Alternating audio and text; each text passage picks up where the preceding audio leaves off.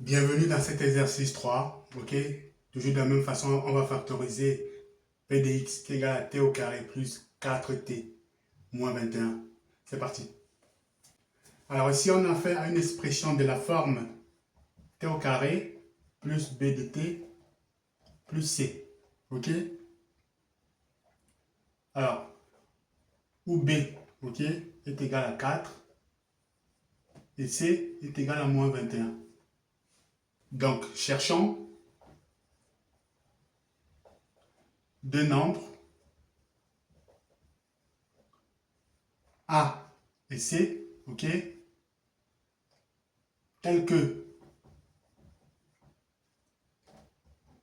A plus C est égal à 4 et A fois C est égal à moins 21.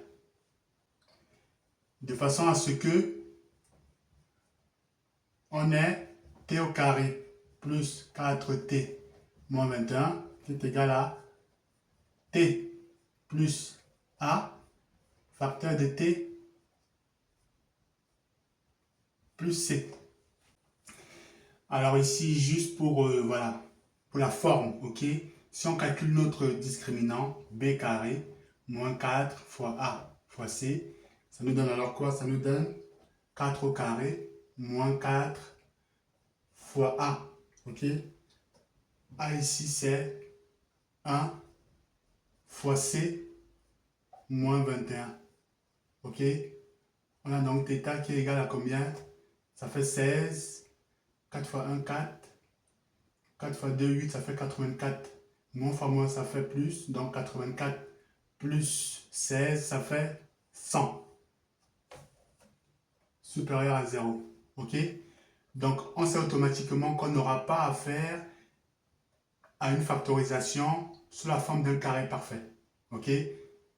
Puisque le discriminant est supérieur à 0. OK? Voilà. C'est juste pour la forme. C'est pas forcément utile. C'est juste pour la forme.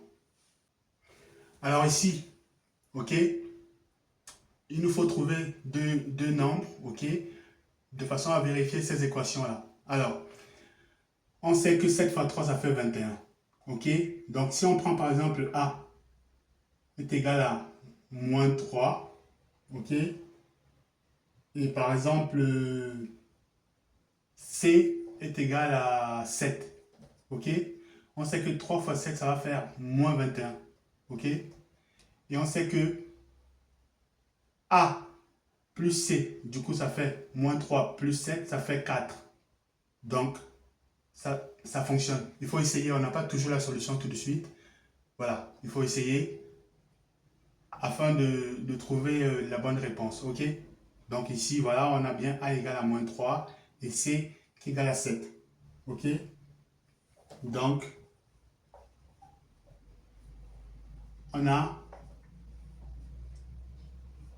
T au carré plus 4T moins 21 qui est égal à T. A ici, c'est ça, donc moins 3 facteur de T plus 7. Ici, on avait calculé le discriminant, ok, qui était supérieur à 0, ok, et donc on en a conclu qu'on n'aura pas une factorisation sous la forme d'un carré parfait.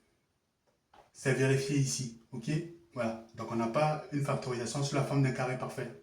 Vous voyez, donc c'est vrai que ce n'est pas utile, mais le fait de savoir la valeur du discriminant nous permet de savoir à l'avance si on a affaire à une factorisation sous la forme d'un carré parfait ou pas.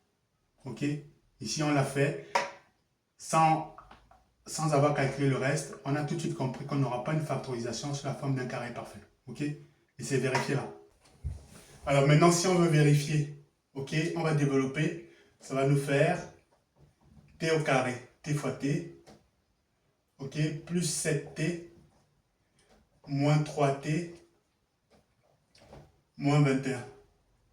Donc, ça nous donne t au carré plus 4t moins 21.